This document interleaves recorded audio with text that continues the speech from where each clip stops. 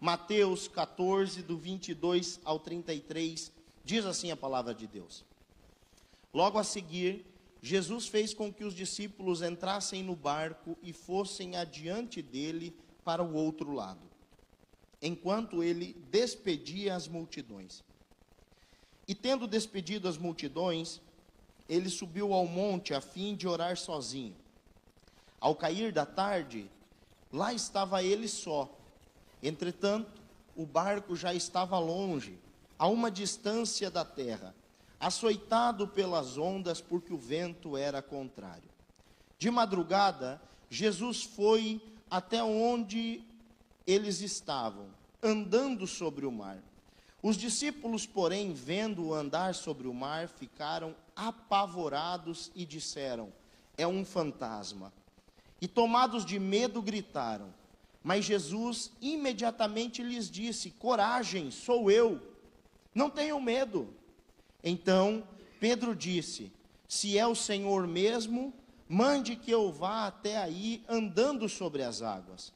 Jesus disse: venha.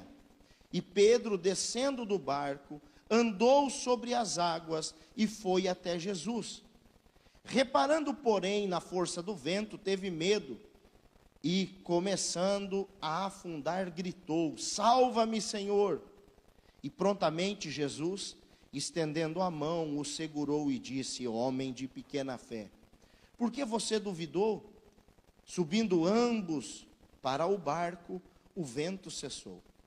E os que estavam no barco adoraram, dizendo: verdadeiramente o Senhor é o Filho de Deus. Oremos. Paizinho querido, nós queremos, meu Deus, nesta manhã, bendizer o teu nome. Nós queremos, ó Deus, nessa manhã, aprender mais e mais de ti. Queremos, ó Pai, ouvir a tua voz. Queremos, Senhor Jesus, sentir a tua presença. Por isso, ó Deus, continua a falar conosco por meio da tua palavra.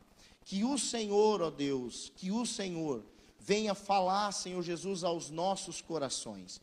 Que nesta manhã o Senhor encha a nossa vida de alegria. Que o Senhor encha a nossa vida, Senhor Jesus, com a tua palavra.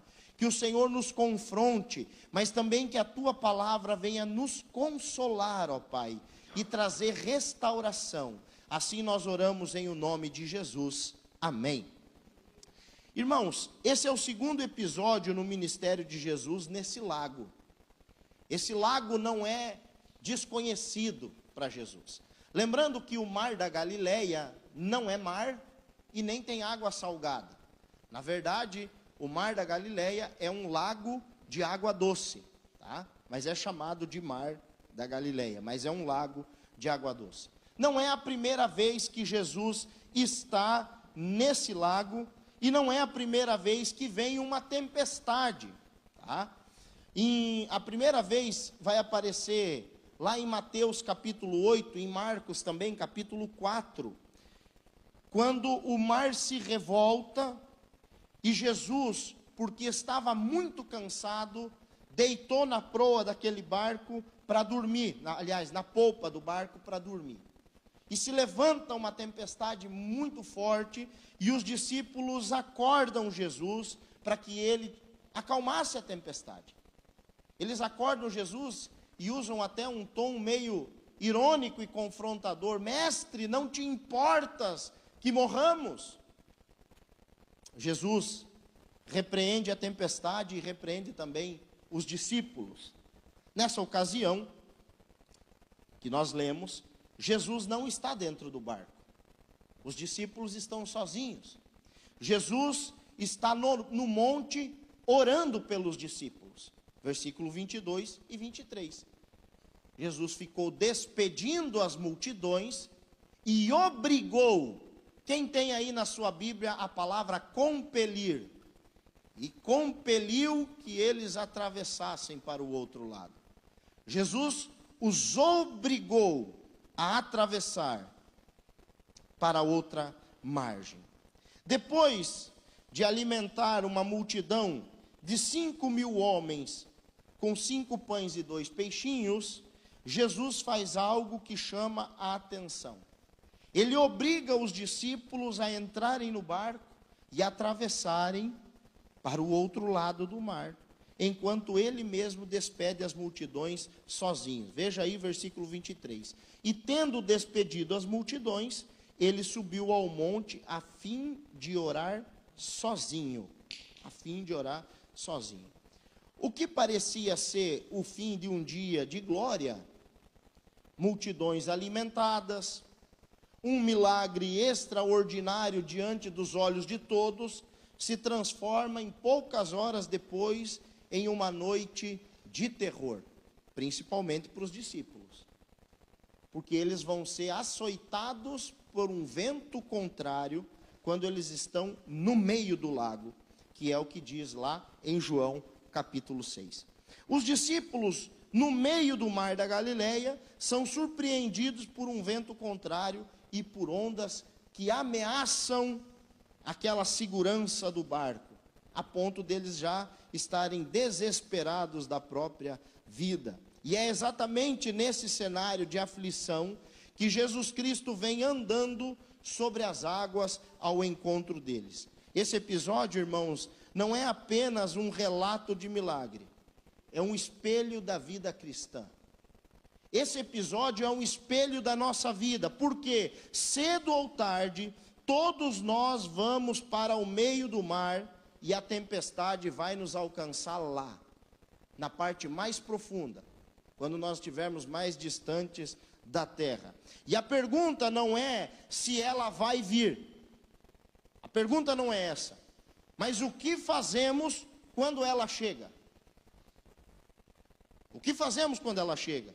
E o mais importante ainda, quem vem ao nosso encontro no meio dessa tempestade? É isso que nós vamos ver nesse texto. E eu separei aqui algumas lições para que a gente venha entender o que está acontecendo. A primeira lição é que as tempestades não costumam vir sozinhas. As tempestades, irmãos, elas vêm em bando, elas vêm de penca.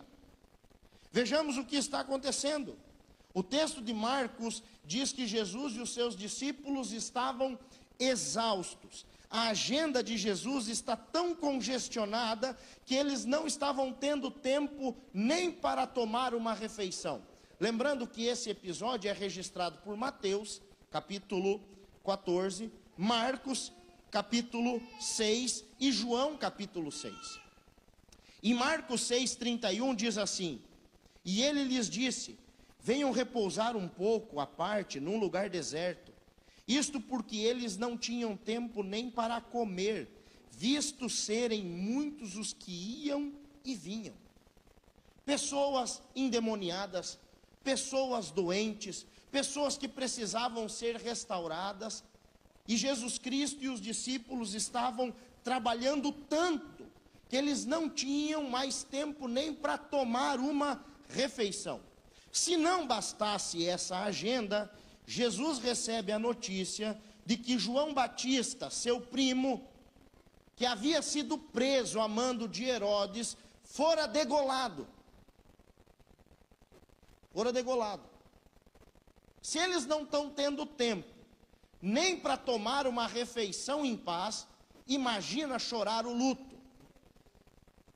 E aí Jesus chega para os seus discípulos e diz assim: venham, vamos repousar um pouco, vamos para um lugar deserto. É como se Jesus estivesse dizendo: nós precisamos tirar umas férias, vamos sair e viver o luto, vamos descansar um pouco a nossa cabeça. Jesus estava de luto, ele estava exausto e os discípulos também.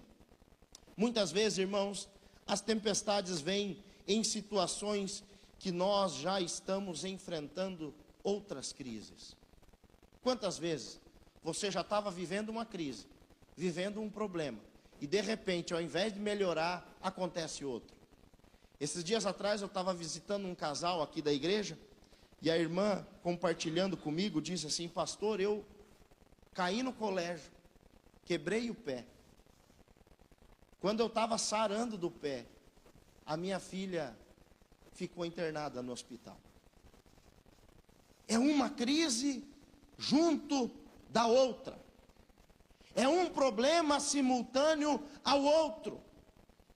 E as tempestades da vida, muitas vezes, elas vêm em bando. Raramente, irmãos, as dificuldades batem a porta, uma de cada vez, educadamente, esperando que você resolva um problema, para aí você conseguir resolver o outro. Raramente, raramente. Elas costumam vir em grupo. A notícia ruim, o cansaço extremo, a demanda urgente, a tempestade inesperada, tudo isso ao mesmo tempo. A segunda lição que eu tiro desse texto é que as tempestades chegam quando estamos exaustos.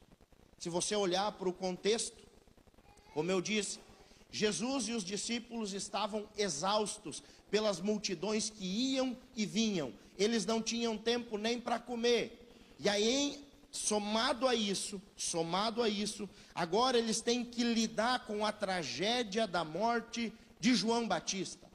Eles estão tristes, eles precisam descansar.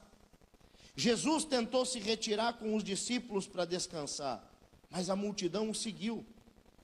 O Evangelho de João nos mostra que a multidão se antecipou. Chegou primeiro que Jesus no local deserto. E quando Jesus e os discípulos chegaram de barco, surpresa, já havia lá uma multidão esperando por eles. 5.000 homens. Vocês já pensaram nisso? Eles estão cansados, eles estão exaustos, eles estão tristes, eles estão precisando tirar umas férias, uma folga, um descanso, dar uma arejada, respirar outros ares. E quando eles chegam nesse local para descansar, imagina a expectativa dos discípulos. Nossa, graças ao nosso Senhor, vamos ter um tempo a sós com Jesus. Tem um assunto que eu quero conversar com ele, já há tanto tempo que eu não consigo. Talvez o outro disse, meu, que coisa boa, um tempo de refrigério, um tempo de descanso. Irmão, se Deus criou o mundo, e quando Deus criou o mundo, Ele disse que até a terra deve ter um tempo de descanso. Se o nosso Deus, que não precisa descansar, criou tudo em 6 dias e santificou o 7º, para que ao 7º dia o homem descanse. Nós precisamos de um tempo de descanso. Mas diz o texto sagrado, que quando Jesus chegou lá e viu aquela multidão, ao invés de ficar irritado com a multidão, ele se compadeceu, porque eram como ovelhas sem pastor. E aí, nós notamos a frustração nos discípulos, porque vai passando as horas do dia, e os discípulos chegam para Jesus e dizem, mestre, despede esse povo aí, ó. Nós vamos acampar, não tem padaria aqui perto. Não tem nenhum lugar, nem tem mercado para esse povo comprar comida. Já vai cair a noite. Nós não temos comida suficiente para essa gente. Mas Jesus não despediu aquela multidão. Muito pelo contrário. Muito pelo contrário. Jesus disse para eles, para os seus discípulos, deem vocês mesmo de comer para essa multidão. Ô meus irmãos, os discípulos precisavam de descanso, e em vez disso, foram convocados para trabalhar mais. Eles estavam cansados, eles estavam exaustos, férias frustradas, e Jesus ainda olha para eles e diz, a responsabilidade de alimentá-los é de vocês. Então vem um deles, e diz, Senhor, eu encontrei um menino aqui, e a provisão dele é pequena, ele tem 5 pães, e 2 peixinhos. E você conhece muito bem a história da multiplicação. Jesus deu graças ao Pai por aquele alimento. Separou aquele povo em grupos, fez com que se assentassem na relva, e os discípulos serviram toda aquela multidão. No final, recolheram 12 cestos cheios de pães. Eles precisavam de descanso, e em vez disso foram convocados para trabalhar. Veja o que diz aí o versículo 22. E imediatamente Jesus compeliu os seus discípulos a entrar no barco e passar adiante dele para o outro lado, enquanto ele despedia as multidões. É como se Jesus estivesse dizendo para eles: olha, as férias de vocês acabaram. Agora vocês voltem para o outro lado. E Jesus não dá uma sugestão. Jesus não pede para eles por gentileza. Jesus compeliu, e compelir é dar uma ordem. Além deles não terem conseguido descansar, Jesus os obrigou a voltar para casa. Como que se diz, as férias já acabaram. Aí você pergunta, que férias? Que descanso? E muitas vezes, irmãos, isso vai acontecer. As tempestades vão chegar no momento em que nós estaremos precisando de descanso. Mas elas não respeitam o nosso cansaço. A terceira lição é que as tempestades chegam quando, precisando de descanso, estamos servindo aos outros. E esse é o paradoxo da vida, da fé. Esse é o paradoxo da vida. Muitas vezes as tempestades surgem exatamente no momento em que já damos tudo o que tínhamos. Os discípulos estão exaustos. As forças já estavam no seu limite. E não é incomum que o cansaço do ministério, do trabalho, da família, seja seguido por uma nova onda de dificuldade. Quero dizer para você, talvez você esteja vivendo isso. Você fala, pastor, eu estou cansado. E ao invés de melhorar, parece que está piorando. Eu estou cansado. E ao invés de parecer que Deus está respondendo a minha oração, está vindo mais coisa para abalar a minha vida. E eu estou cansado, eu não aguento mais. Não reclame, meu irmão. Deus está equipando você. Entenda que tem dois tipos de tempestades. Uma é quando você está em pecado, se afastando de Deus. Lembra de Jonas? Jonas está fugindo do Senhor. O que o Senhor usa? Usa uma tempestade para trazer ele de volta. E existe outro tipo de tempestade, que é essa aqui, que é aquela que Deus permite que aconteça para fortalecer, para tonificar a nossa musculatura espiritual. A quarta lição é que as tempestades podem vir até quando estamos obedecendo ordens expressas de Jesus. Diz aí no versículo 22, que Jesus os obrigou, os compeliu a ir para a outra margem. Enquanto Jesus, no versículo 23, e tendo despedido as multidões, subiu ao monte para orar sozinho. Ao cair da tarde estava ele só. Jesus obrigou os discípulos a entrarem no barco. A palavra no original carrega a ideia de compelir, que é uma ordem que não dava margem para discussão. E por que é que Jesus fez isso? Por que é que Jesus compeliu os discípulos? Por que é que Jesus quis despedir ele mesmo, ele próprio, sozinho, aquela multidão? E isso nós vamos encontrar lá em João capítulo 6. Porque a multidão, satisfeita, maravilhada com o milagre da multiplicação dos pães e dos peixes, estava prestes a tomar uma atitude perigosíssima, tentar proclamar Jesus Cristo rei político. Ora, eles pensaram, esse é o rei que nós precisamos. Não tinha pão, ele multiplicou. Não tinha açougue aqui, ele transformou, ele multiplicou peixe. Esse é o rei que nós precisamos. Por isso lá em João 6,15 diz assim: Jesus ficou sabendo que estava para vir com a intenção de fazê-lo rei à força. Então ele se retirou outra vez sozinho para o monte. Oh, meus queridos irmãos, aqui está uma verdade que nós precisamos gravar. É melhor, na visão de Deus, nós enfrentarmos uma tempestade na presença e na obediência de Deus, do que um tempo de calmaria longe da presença dEle. Jesus compeliu os discípulos. Jesus não sabia que haveria de vir essa tempestade? Claro que sabia. Mas Jesus os obrigou. Porque é melhor você estar enfrentando uma tempestade, mas na presença de Deus, do que você estar vivendo um tempo de paz, afastado da presença do Senhor. Estar na vontade de Deus não é garantia de mar tranquilo. Muitas vezes, e justamente é o contrário, nós vamos enfrentar situações difíceis. A quinta lição que eu tiro desse texto é que tempestades que parecem maiores que a nossa capacidade de resolver problemas. Existem tempestades que parecem maiores que a nossa capacidade de resolver problemas. Versículo 24. Entretanto, o barco já estava longe, a uma boa distância da terra, açoitado pelas ondas, porque o vento era contrário.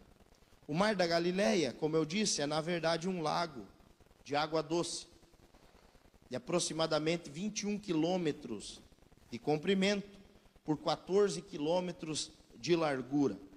Ele fica situado a mais de 220 metros abaixo do nível do mar Mediterrâneo, e é cercado por montanhas.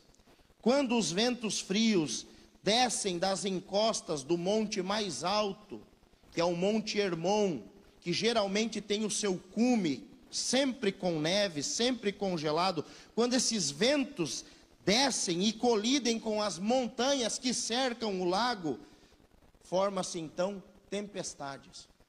O sol pode estar a pino, mas tempestades de vento são provocadas. Ainda assim, irmãos, ainda assim, aqueles discípulos obedeceram.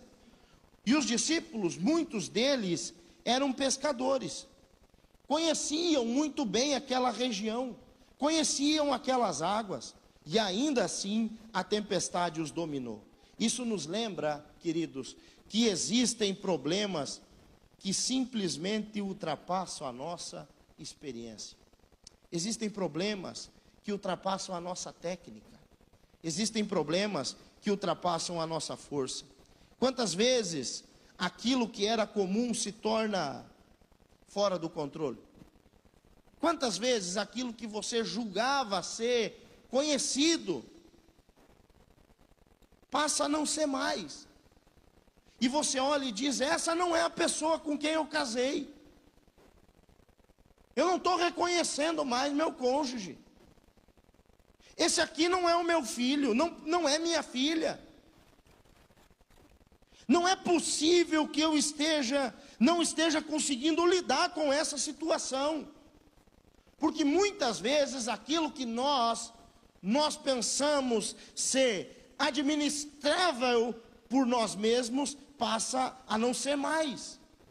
Aqueles homens eram homens pescadores.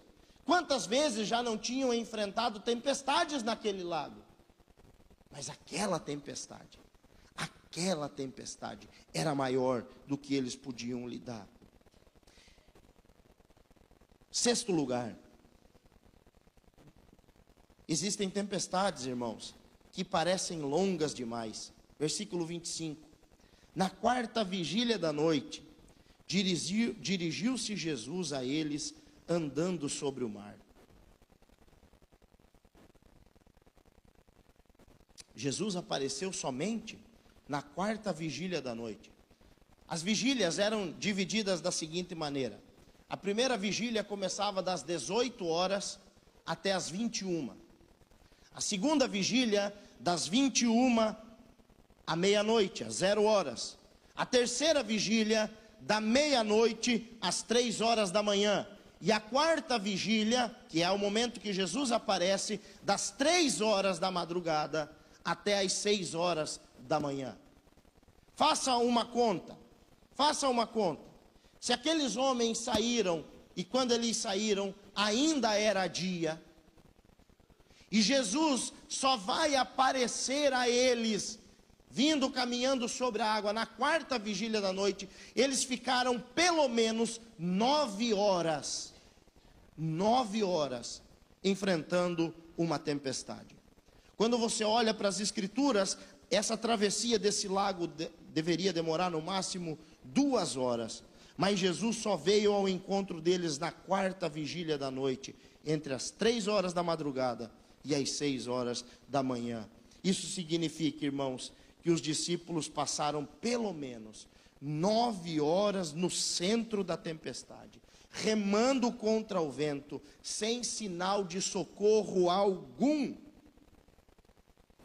E talvez você esteja enfrentando algo assim na sua vida. Deixa eu dizer uma coisa: Deus não age no nosso cronômetro. O kairós de Deus é diferente do nosso.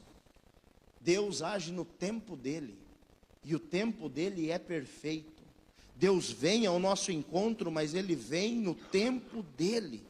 Muitas vezes a resposta demora mais do que nós gostaríamos, mas isso não significa que Deus não esteja vindo ao seu encontro, se movendo na sua direção. Em 7º lugar, as tempestades podem nos encher de medo. Veja aí do versículo 26 e 27. Os discípulos, porém, vendo-o andar sobre o mar, ficaram apavorados e disseram: é um fantasma. E tomados de medo gritaram, mas Jesus imediatamente lhes disse: coragem, sou eu, não tenham medo. O medo é uma reação humana, é uma reação legítima diante do que parece ser o fim. Mas o medo, quando não é confrontado pela fé, pode nos paralisar. O medo, quando não confrontado pela fé, pode nos impedir de agir. E os discípulos pensaram ser um fantasma, mas Jesus imediatamente acalmou os seus corações aterrorizados. Que coisa linda! Jesus vai dizer imediatamente: coragem, sou eu, não tenham medo. Oh, meus irmãos, antes de acalmar os ventos, Jesus acalma o coração dos discípulos. É interessante porque no primeiro episódio, em Mateus capítulo 8, ou Marcos capítulo 4, Jesus primeiro acalma a tempestade, para depois acalmar os discípulos. E agora não.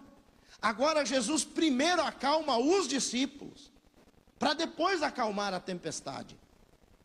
Imagine a cena, já é de madrugada, a hora mais escura. Aqueles homens já estavam física e emocionalmente exaustos.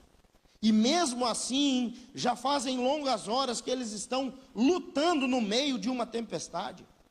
Entre o barulho do mar, os clarões dos relâmpagos, eles veem a silhueta de um homem caminhando em cima da água. Quem de nós aqui não acharia que era uma assombração? Que fosse um fantasma? E eles gritam aterrorizados.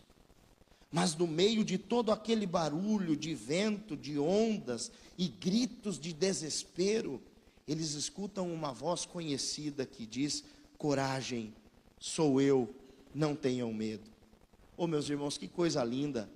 Jesus não apenas pede para aqueles homens terem coragem, mas eles revela a razão pela qual eles deveriam ter coragem.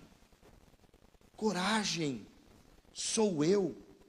No original grego, vem grafado: eu sou. Coragem, o eu sou chegou. Coragem, o eu sou está aqui.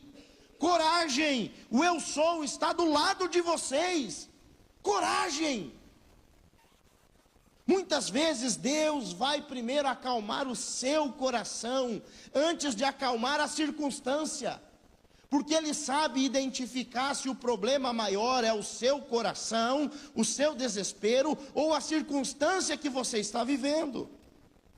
Mas em 8º lugar, você pode viver novas experiências, mesmo estando dentro de uma tempestade. E aqui, às vezes a igreja bate demais no Pedro. Fala do Pedro, mas eu amo Pedro, irmãos. Eu tenho uma admiração pelo apóstolo Pedro. Olha o que esse homem vai dizer, versículo 28. Respondeu-lhe Pedro: Senhor, se és tu, manda-me ir ter contigo sobre as águas. E ele disse: venha.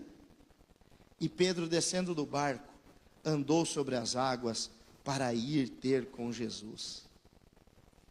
É fato que Jesus chegou, mas ele ainda não está dentro do barco. Outro ponto é que o vento ainda é contrário e as ondas ainda estão açoitando o barco. Outro ponto, o lugar mais seguro para se estar é aonde? Dentro do barco. Mas Pedro, mesmo vivendo uma tempestade terrível, ele disse: se é o Senhor, manda eu ir ter contigo. Eu quero ir caminhando aí aonde o Senhor está. Oh, meu irmão, a palavra de Deus diz que nós devemos fazer prova do nosso Deus. Gideão, para ter certeza dos planos do Senhor, ele diz: Senhor, faz chover sobre o pelego, e que ao redor fique tudo seco. No outro dia ele foi lá, o pelego estava molhado e ao redor estava tudo seco. Ele disse: Senhor, para que eu tenha certeza mesmo agora, faz o contrário, que o pelego fique seco e tudo ao redor fique molhado. E o nosso Deus dá prova. E Pedro diz: Senhor, eu estou apavorado, mas se é o Senhor e não um fantasma, permita que eu vá aonde o Senhor está. E por que é que Pedro está fazendo isso, irmãos? Porque no livro de Jó, capítulo 9, versículo 8, diz que só Deus é capaz de estender o próprio universo, e só Ele pode caminhar sobre o mar. Pedro está dizendo: é o Senhor mesmo? É o eu sou que está aí? É o eu sou que se anuncia? Então, se é o Senhor, me faça andar sobre as águas, me permita eu ir ter contigo. Pedro também está apavorado, mas ele decidiu fazer um teste. Senhor, manda eu ir ter contigo. Prontamente Jesus respondeu: venha, Pedro. Nós podemos, irmãos, viver novas experiências quando nós confiamos em Jesus. Nós podemos viver novas experiências, mesmo estando em uma tempestade terrível. Todos os discípulos poderiam ter tido essa experiência, mas preferiram a suposta segurança do barco. Enquanto Pedro disse: não, se é o eu sou que está no mar, eu quero ir junto dele. O que me leva a pensar, irmãos, que Jesus está sempre disposto a se revelar para nós. Jesus está sempre disposto a nos proporcionar verdadeiras experiências. O problema é que muitas vezes nós não queremos sair daquilo que julgamos ser a nossa zona de conforto. Se eu descer do barco, eu morro afogado. Quando na verdade você vai caminhar sobre as águas. Com isso, nós deixamos de viver experiências maravilhosas e reais. Quem sabe um dia, assim como Pedro, você decidiu sair da zona de conforto e ir em direção a Cristo. O problema é que a nossa fé é claudicante, irmãos. No momento que nós estamos cheios de fé, por um segundo nós tiramos os olhos do Senhor. E aí a gente começa a afundar. Nós estamos caminhando por cima das águas, tendo uma experiência sobrenatural com Deus. E por uma fração de tempo nós começamos a prestar atenção no vento e nas ondas. E nós começamos a afundar. Quem sabe um dia você também tomou a decisão de sair do barco e enfrentar a tempestade e ir para mais perto de Jesus. Mas assim como Pedro, em um determinado momento você tirou os olhos de Cristo. O que nos faz afundar nessa imensidão do mar da vida é tirar os olhos de Cristo. Porque as ondas ainda são contrárias, o vento ainda é contrário, o mar ainda está revolto. Mas se nós estamos com os olhos em Cristo, nós avançamos, mesmo em meio à tempestade. Eu quero dizer que Jesus continua sendo o mesmo. E diz o texto sagrado que Pedro começou a afundar. E quando ele começou a afundar, versículo 30, ele gritou: salva-me, Senhor. Salva-me, Senhor. Talvez você esteja enfrentando um problema e você pense assim: quem poderá me salvar? Jesus. Jesus vai salvar você. Jesus vai estender a sua poderosa mão e vai tirar você da água. Jesus vai levantar você. Jesus vai até onde você está. Oh, meu irmão, não importa a profundidade que você esteja. Jonas orou de dentro de um ventre de um peixe e Deus ouviu a oração do seu servo. Não importa a distância que você esteja do Senhor, se você dizer: Senhor, salva-me, salva-me, Senhor, Ele vai estender a sua poderosa mão e tirar você dessa situação. Jesus tem prontidão em te salvar. Versículo 31. Imediatamente Jesus estendeu a mão e tomou-o e lhe disse: homem de pequena fé, por que você duvidou? Por que você duvidou, Pedro? Por que você duvidou? Você já não me viu acalmar tempestades outras vezes. Você já não viu o milagre, por que você duvidou? E Deus sabe que nós duvidamos porque muitas vezes nós o perdemos de vista. Não duvide, meu irmão, tenha fé. A fé é posta à prova em meio ao caos. Quando a dúvida, ela vem no nosso coração, ela produz 3 coisas perigosas. A primeira, ela coloca em xeque a verdade de que Jesus está no controle. Segundo, ela coloca em xeque a ordem que Jesus nos deu. E terceiro, nos leva a pensar que o problema não está apenas fora do nosso controle, mas também está fora do controle de Deus. Não duvide, não duvide. A tempestade não testa apenas o nosso corpo e a nossa força, ela testa sobretudo aquilo que nós cremos. Em nono lugar, toda tormenta tem prazo de validade. Isso é maravilhoso, porque Jesus, Ele nunca tira os olhos de nós. Marcos capítulo 6, versículo 48 diz assim: de madrugada, vendo que os discípulos remavam com dificuldade porque o vento lhes era contrário, Jesus foi até onde eles estavam, andando sobre o mar, e queria passar diante deles.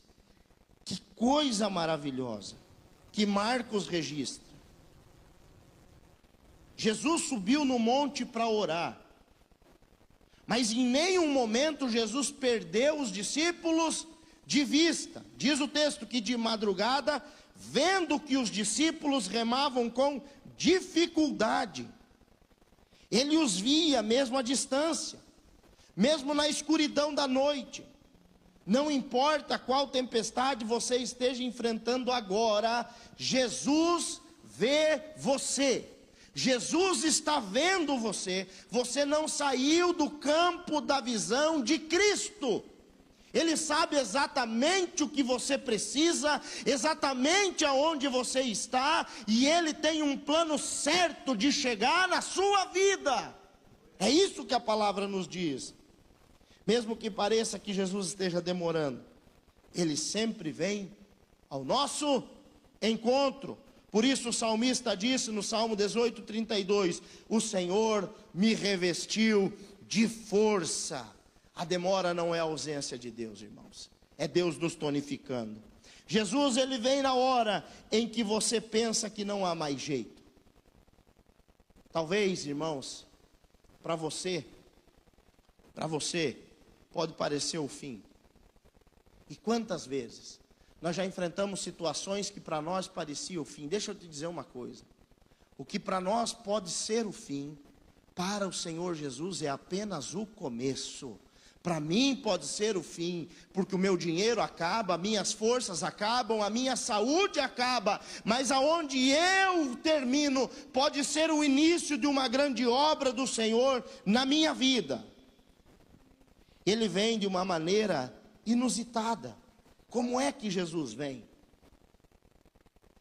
Eu já vi pastor falando que Jesus poderia ter vindo surfando, ter inaugurado um barco a motor. Mas na cabeça dos discípulos, Jesus só poderia chegar até eles vindo de barco, sim ou não? É óbvio que se Jesus quisesse aparecer dentro do barco, Jesus aparecia. Quantas vezes esses homens não viraram a cabeça para ver se outro barco se aproximava? Mas Jesus veio de uma maneira inusitada. Como é que Jesus veio? Andando sobre o mar. E isso nos ensina uma lição preciosa. Aquilo que era maior que os discípulos, um mar embravecido, estava agora debaixo dos pés de Jesus. Deixa eu dizer uma coisa, irmão, eu não sei qual é a luta que você está enfrentando, mas ela não é maior que Cristo. Ela não é maior que Cristo. Aquele mar que ia devorar aqueles homens, engolir aqueles homens, agora está debaixo dos pés de Jesus, e Jesus vem caminhando sobre o mar. O que parecia incontrolável para eles era completamente dominado por Jesus. Ele vem, Jesus vem para acalmar o nosso coração. Mas Jesus também vem para que a viagem seja cumprida. Em último lugar, as tempestades vêm para nos levar aos pés do nosso poderoso e glorioso Redentor. Veja aí o versículo 32 e 33. Subindo ambos para o barco, o vento cessou, e os que estavam no barco o adoraram, dizendo: verdadeiramente é o Filho de Deus. O clímax do episódio, irmãos, está no versículo 33. Os que estavam no barco adoraram a Jesus, dizendo: verdadeiramente é o Filho de Deus. Muitas vezes Deus permite tempestades na nossa vida para amolecer o nosso coração. Se você ler o texto de João, capítulo 6, você vai entender que aqueles homens, os discípulos, que estavam tão cansados, viram aquela multiplicação de pães e peixes, eles ainda não tinham entendido quem era Jesus. E agora, depois de enfrentar essa longa tempestade, e de ver Jesus acalmando mais uma vez os seus corações, o vento e o mar, eles reconhecem dizendo: verdadeiramente és o Filho de Deus. Deus não tem prazer em ver os seus filhos sofrer. Deus não tem prazer em ver os seus filhos sofrer. Por isso que as tempestades não vêm para nos destruir, mas para nos fortalecer. Deus muitas vezes permite as tempestades, irmãos, para que a gente entenda quem é Ele nas nossas vidas. As tempestades não vêm para nos reprovar, elas vêm para nos aprovar. Elas não vêm para nos afastar de Deus, mas para nos trazer para mais perto dEle. Verdadeiramente és o Filho de Deus. Qual é a conclusão de tudo isso? O que nós podemos tirar para as nossas vidas hoje? Primeiro, que as tempestades da vida não são sinais de abandono. Talvez você esteja vivendo uma tempestade na sua vida. Não pense que Deus te abandonou. Não pense que Deus se esqueceu de você, ou que Deus tem assuntos mais importantes a tratar com outras pessoas, e que Ele não se importa com a sua tempestade. As tempestades da vida, irmãos, às vezes elas são o modus operandi de Deus de formar você, de fortalecer você, de trazer você para mais perto dEle. Segundo, elas não têm o objetivo de destruir, mas de revelar onde está a nossa confiança. Verdadeiramente és o Filho de Deus. verdadeiramente és o Filho de Deus. Em terceiro, Jesus não está distante de você. Ele vê você. Ele sabe aonde você está. E Ele vem ao seu encontro. No tempo dEle, Ele vem ao seu encontro. E quando Ele chega, aquilo que parecia o fim, se torna apenas o cenário aonde a fé vai amadurecer. Talvez você esteja cansado. Esteja dizendo: pastor, eu estou cansado. Os discípulos também estavam. Eles precisavam de um descanso. Mas veio uma tempestade. A palavra de Deus nos diz que o choro pode durar uma noite, mas a alegria vem pela manhã. As tempestades não são eternas. Eu sei que 9 horas, como esses homens viveram, parece muito tempo. Muito tempo. Mas teve um momento do fim, quando Jesus chegou. Eu quero dizer que Jesus vai chegar na sua vida. Jesus vai chegar nessa situação que você está vivendo. Talvez quando Ele chegar, primeiro, antes de mudar a circunstância, Ele vai mudar o seu coração. Acalmar o seu coração. Talvez você esteja no meio do vento, mas Jesus está vindo. Continue remando. A palavra de Deus, a palavra de Jesus para aqueles homens foi: atravessem para o outro lado. Você já imaginou, irmãos? Aqueles homens remavam com dificuldade, diz o texto, mas eles não deixaram de remar.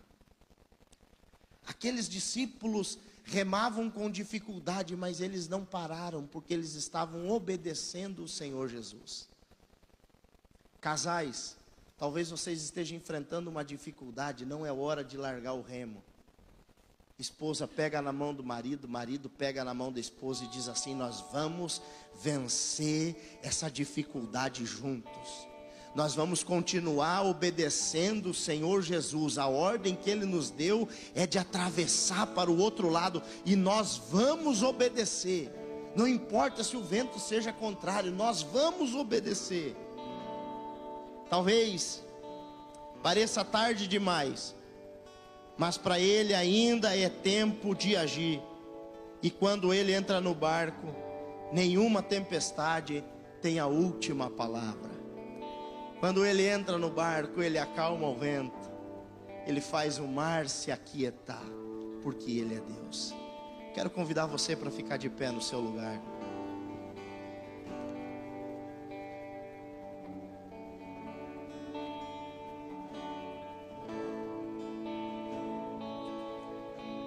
Feche seus olhos, quero orar pela sua vida. Senhor Jesus, hoje, meu Deus, homens e mulheres, jovens, adolescentes, crianças estão na tua casa, meu Pai. Eu não sei, Senhor Jesus, quais são as tempestades que eles têm enfrentado, Senhor. Também não sei, ó Pai, como eles estão enfrentando, Senhor Jesus. Se estão exaustos, ó Pai, se tem força ou não. Mas eu sei que o Senhor sabe. Eu sei que o Senhor os conhece, meu Pai. Ó meu Deus, nós colocamos a nossa confiança em Ti. A nossa esperança está em Ti, meu Deus. No Deus da nossa vida, no Deus da nossa salvação. Paizinho querido, nós queremos colocar, ó Deus, as nossas ansiedades diante do Senhor. E apresentar a Ti, ó Deus, essas dificuldades que tem assolado, esses ventos contrários, ó Deus, esse mar revolto, ó Pai, da nossa vida. Acalma, Deus, o nosso coração. Acalma, Senhor, o nosso coração, Pai, para que nós venhamos ter paz, para que nós venhamos entender que o Senhor está conosco, ó Pai. Vem, Senhor Jesus, vem na nossa direção, meu Deus. Vem na direção da tua igreja, Pai. Vem na direção desse casamento que está em crise. Vem na direção, meu Deus, dessa vida financeira que está em crise. Vem na direção desse coração que está angustiado, dessa saúde que está debilitada, meu Pai. Ó Deus, nós sabemos que o Senhor tem todo o poder, no céu e na terra e embaixo da terra, Senhor. Nós cremos que o Senhor pode chegar nas nossas vidas, meu Deus. Nós esperamos, ó Deus, que o Senhor chegue de uma forma inusitada, meu Pai. Que o Senhor nos surpreenda, meu Deus. Mas que acima de tudo, Pai, que nós, mesmo na tempestade, venhamos, ó Deus, viver experiências com o Senhor. Que a tempestade não seja capaz de furtar, ó Deus, a alegria de estar na Tua presença, de estar mais perto do Senhor, ó Deus. Pai, no nome de Jesus nós oramos. No nome de Jesus nós colocamos, ó Deus, as nossas vidas nas Tuas mãos. Assim nós oramos. Amém. Se o sol se pôr e a noite chegar, Tu és quem me guia. Se a tempestade me alcançar, Tu és meu abrigo. Se o mar me submergir, a Tua mão me traz à tona pra respirar, me faz andar sobre as águas.